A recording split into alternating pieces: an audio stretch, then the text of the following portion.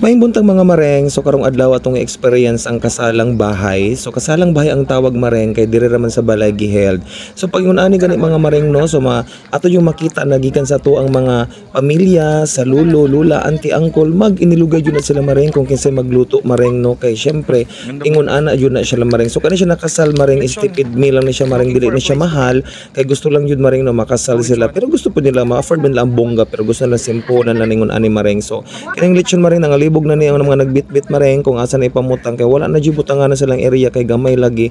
Pero mao lagi pon mareng pangitaan nato na siyang solusyon. So mao din ang kinasal mga mareng si Mr. and Mrs. Morales mareng no, taga Marayag din sila mga mareng. So and syempre nalipay na sila mareng kay nakasal na jud sila, bahalag dili kaayo bongga as long as nakasal, dili jud mawala na baligya-baligya mga mareng, kay basig pag magkaon mang wishing well mang flight na ang mga bisita po sa unahon ang baligya-baligya, ayan na kiss na sila mga mareng.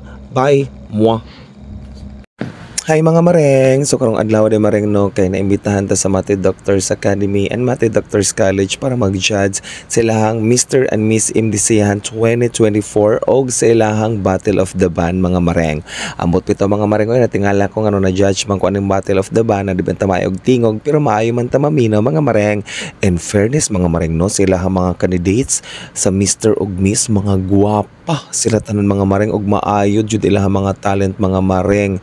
Og kabalo ka mareng no, na amaze jud ko aning ilahang Battle of the Band mareng, kay bisan pa grade 11, grade 12 musukulay na jud sila tanan sa mga college mga mareng no.